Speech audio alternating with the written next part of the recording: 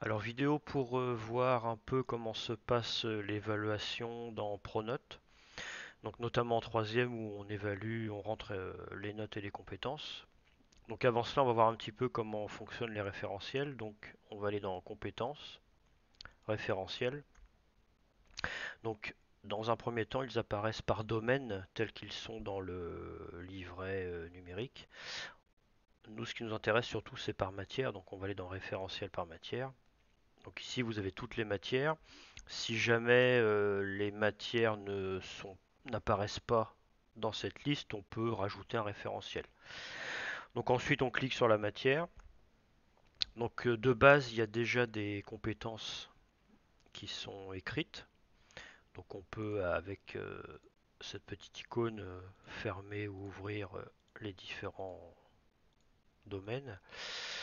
Donc là, en mathématiques, ce qui est mis de base, c'est chercher, modéliser, etc. jusqu'à communiquer. Et la suite, ça a été rajouté.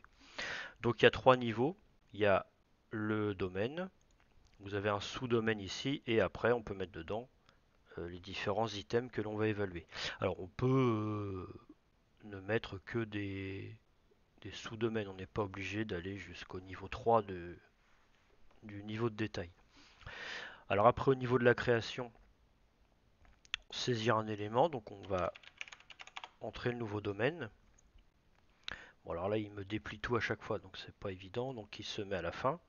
Une fois que je suis dans mon domaine, quand j'appuie sur plus, bah, je peux ici saisir un sous-domaine. Alors suivant la matière, nous en mathématiques, ça correspond aux chapitres en fait qui sont rangés dans des grands domaines. Et dans ce sous-domaine, je peux du coup, hop, on redescend, écrire les différentes compétences. Donc voilà, donc après il suffit de gérer son référentiel comme on pouvait le faire dans Sacoche. Ensuite, une fois que c'est fait, donc ça enregistre automatiquement, hein. Donc après pour évaluer, on va dans compétences. Alors, si on va dans la partie notes, on ne pourra rentrer que des notes. On pourrait éventuellement rajouter les compétences après, mais on peut directement rentrer les deux. Donc il s'agit de créer une évaluation. Alors je vais créer une évaluation exemple.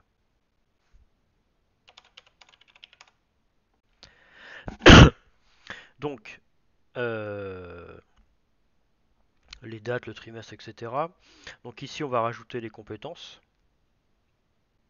Alors je vais mettre justement celles que j'ai créées. Donc là, il suffit de cocher. Alors si j'en voulais une autre, bah, je cocherai une autre compétence, je valide, donc elles sont écrites ici. Et si on met une note au devoir, on crée en même temps le devoir. Donc ça veut dire que la partie qui est ici, c'est uniquement celle que l'on obtient quand on appuie sur le menu notes. Là, je crée l'évaluation par compétence et le devoir associé avec des notes. Donc je valide. Donc le devoir est créé. Et là, ici, vous avez la note et les deux compétences qui s'affichent. Alors moi, je vous conseille, c'est de rentrer les évaluations en ligne par élève. Alors vous voyez ici, il y a le petit crayon avec une flèche vers le bas. Ça veut dire que normalement, le logiciel permet de rentrer les notes, puis les compétences en colonne. Donc moi, je vais changer l'orientation. Voilà, donc je vais saisir par élève. Donc après, bah, il suffit de saisir comme on a l'habitude de faire. Donc là, au niveau des compétences, bah, il suffit d'appuyer sur la touche qui correspond à ce qu'on veut mettre. Alors imaginons que c'est maîtrise fragile, donc je vais mettre 3.